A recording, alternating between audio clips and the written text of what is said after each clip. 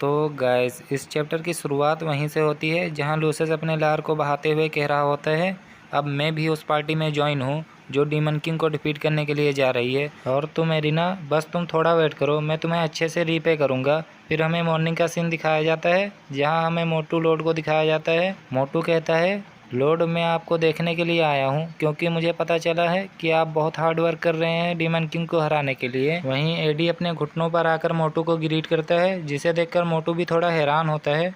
Lucius अपने मन में कहता है, इसने पहले ही नोटिस कर लिया था कि हम इसके फ्यूडल लैंड से होकर गुजरेंगे क्योंकि यही एक शॉर्टकट है जिससे कि हम जल्द से जल्द पहुंच सकते हैं। लेकिन ये बास्टर्ड ऐसे एक्टिंग क्यों कर रहा है जैसे कि हम बहुत क्लोज हैं।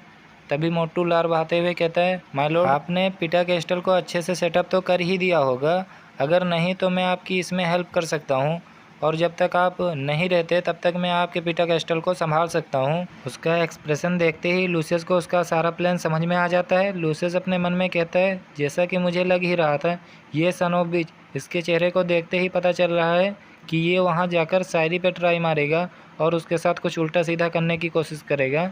फिर लूसियस मोटू से कहता है, कोई ज़रूरत नहीं, मैंने पहले ही इसके लिए किसी और को ऑर्डर दे दिया है। मोटू उसकी बात सुनकर थोड़ा हैरान होता है और कहता है, क्या? नहीं, अब ऐसा मत बोलना कि आप किसी नाइट या शायरी को अपने जगह पर पिटा कैस्टल को संभालने के लिए देकर आए हैं। और क्या आपको रूल नहीं पता कि इस पोस्ट के लिए किसी हाई नोबल का होना जरूरी है? लूसियस कहता है, वो प्रिंसेस है एहल्डन की, तो एहल्डन किसी जगह या फैमिली का नाम है, यह भी क्लियर नहीं है इस मांगे में। फिर लूसियस मोटू से कहता है, तुम्हें ज़्यादा चिंता करने की ज़रूरत नहीं है और हम कुछ ज़्यादा ही बिजी हैं इस वक्त, तो क्या अब हम यहाँ से जा सकते हैं? नेक्स्ट सीन में हमें लूसियस और एडी को दिखाया जाता है जहाँ वो दोनों जा ही रहे होते हैं। तभी एडी कहता है, मुझे पता है मोटू केवल तो हमारी चिंता ही कर रहा था, लेकिन आपके बातों से ऐसा लग रहा था कि आपका मोटू के साथ कुछ अच्छा संबंध नहीं है। तभी लूसियस कहता है, कभी भी ऐसे लोगों पर ट्रस्ट मत करना जो कि बाहर से काफ़ी अच्छे दिखने की कोशिश कर रहे होंगे। तभी एडी कहता है, आप तो सच में अंदर से बहुत कोल्ड हैं, लेकिन मेरे साथ ऐसा नहीं है, मैं किसी के ऊपर भी आसानी से ट्रस्ट कर लेता हूँ। लूसियस कहता है, अगर तुम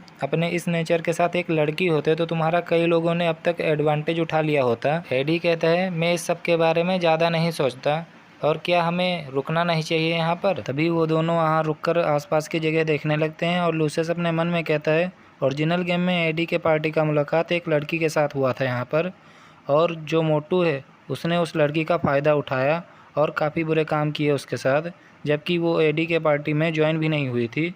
फिर वो कहता है, सच में इस मोटे ने कई सारी लड़कियों के ऊपर हाथ डाला है और वो शायरी के ऊपर भी ट्राई कर रहा है। फिर लूसियस अपने तलवार को तेज़ी से पकड़ते हुए कहता है, अगर मुझे एक भी चांस मिला तो मैं इस मोटू को बहुत ब्रूटल तरीके से मारूंगा।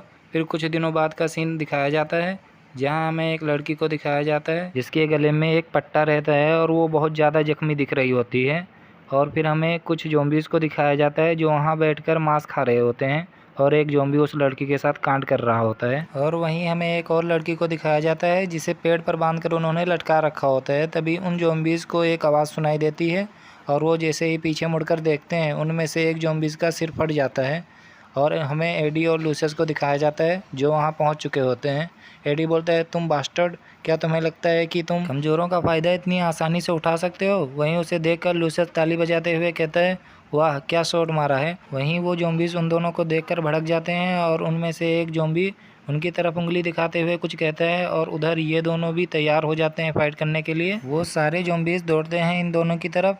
तभी एडी अपने शॉट से एक ज़ॉम्बी को बीच से ही काट देता है और फिर वो बहुत स्पीड से एक एक करके सबको मारने लगता है। फिर हमें लूसियस को दिखाया जाता है, लूसियस के ऊपर एक ज़ॉम्बी अटैक करने के लिए आता है। फिर अगले ही सीन में लूसियस उसे बीच से काट देता है। लूसियस अपने मन में कहता है, मैं तो ये सोच रहा हूँ कि हीरो के मरने के बाद मैं एरिना के साथ क्या क्या कर सकता हूँ। वहीं एडी कहता है, मिस्टर प्रीस्ट क्या आप ठीक हैं? लूसियस कहता है, हाँ मैं ठीक हूँ। तभी एडी उसे उंगली दिखाते हुए कहता है, डीमन किंग की एनर्जी मुझे राइट साइड से फील हो रही है।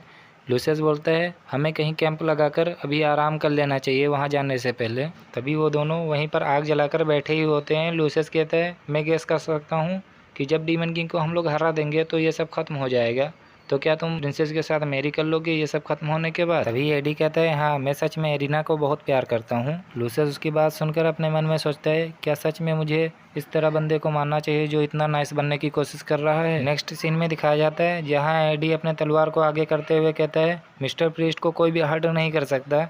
और लूसियस वहीं सोच रहा होता है अपने मन में कि ये तो बहुत सारे हैं, और फिर हमें उनके सामने कई सारे ज़ॉम्बीज़ को दिखाया जाता है और मॉन्स्टर को। तो सॉरी गाइज, मैं बहुत देर से जो गोब्लिन है उन्हें ज़ॉम्बी बोल रहा हूँ। फिर वो दोनों मिलकर जितने भी गोब्लिन और मॉन्स्टर हैं उन सभी को एक एक करके मारने लगते हैं और किसी तरह फाइट कर रहे होते हैं, क्योंकि वो लोग कुछ ज़्यादा ही संख्या में होते हैं।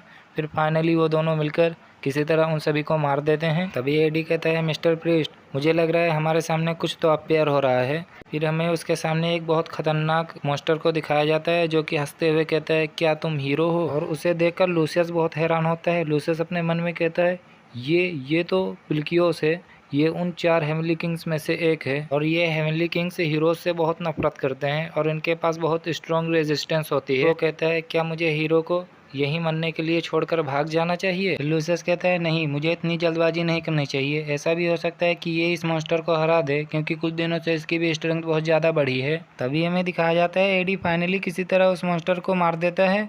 फिर हमें नेक्स्ट सीन में लूसियस और एडी को बहुत स्पीड में डीमन किंग की ओर बढ़ते हुए दिखाया जाता है। लूसियस अपने मन में कहता है, सच में ये मेरे सोच से भी अधिक स्ट्रॉन्ग है, लेकिन अभी के लिए मैं सोचूं तो अगर ये ज़िंदा रहे तो मेरे लिए बेटर होगा। और मैं ये इसलिए नहीं कह रहा हूँ क्योंकि मैं बहुत अच्छा हूँ, बल्कि हम लॉजिकली ये देखें तो ये केवल एरिना को चाहता है, जिसकी पर्सनालिटी बिल्कुल बेवकूफ़ों जैसी है। और मेरे पास ऑलरेडी अभी 2 लड़कियाँ हैं और मैं जो अदर फीमेल कैरेक्टर हैं उन पे भी ट्राई कर सकता हूँ, तो अभी के लिए मैं इसका अच्छे से यूज़ कर सकता हूँ। तभी एडी कहता है, मैं राइट साइड से बहुत ज़्यादा डीमन किंग की एनर्जी फील कर पा रहा हूँ, इसलिए अब हमें तैयार हो जाना चाहिए। लूसियस कहता है, डीमन किंग को मैं तुम्हारे ऊपर छोड़ता हूँ और जितने भी हैं उनका ध्यान मैं रख लूँगा।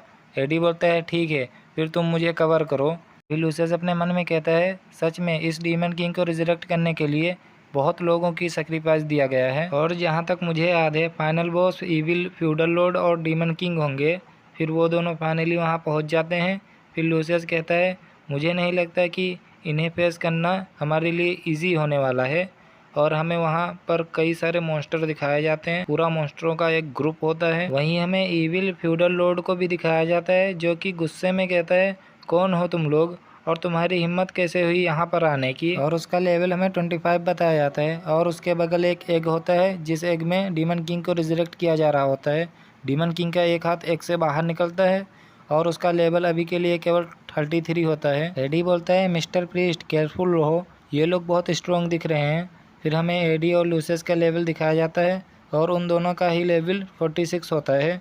लूसियस अपने कान में उंगली करते हुए कहता है, हाँ हाँ ठीक है, तुम केवल डीमन किंग को हराने में फोकस करो और जितने भी है उन सबको मेरे ऊपर छोड़ दो। फिर हमें नेक्स्ट सीन में दिखाया जाता है जितने भी मॉन्स्टर होते हैं वो नीचे पड़े होते हैं और इविल फ्यूडल लॉर्ड जख्मी हालत में माफी मांग रहा होता है। इविल फ्यूडल लॉर्ड कहता है, प्लीज मुझे छोड़ दो। लूसियस उसके ऊपर अटैक करते हुए कहता है, मैं कभी भी उन लोगों को माफ नहीं करता जो दूसरे जिंदगियों की परवाह नहीं करते, और वो उसको मार देता है। फिर वो अपने बगल में देखता है जहाँ पर एडी ने अपने तलवार को उस एग में घुसा रखा होता है और उस एग में से बहुत तेज़ चीखने की आवाज़ आ रही होती है।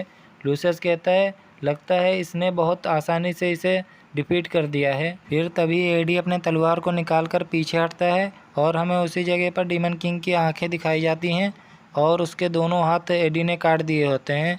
फिर तभी डीमन किंग कहता है, लगता है मैं फेल हो गया पूरी तरह से रिजरेक्ट होने में। फिर वो एक अटैक को प्रिपेयर करते हुए कहता है, हीरो, मैं तुम्हारे इस लवर को अपने साथ हेल में लेकर जाऊंगा। और वो लूसियस को एडी का लवर समझ रहा होता है। तभी लूसियस बोलता है, बास्टर्ड, मैं इसका कोई लवर नहीं हूँ। तभी डीमन किंग एक बीम सीधा लूसियस की ओर लॉन्च कर देता है।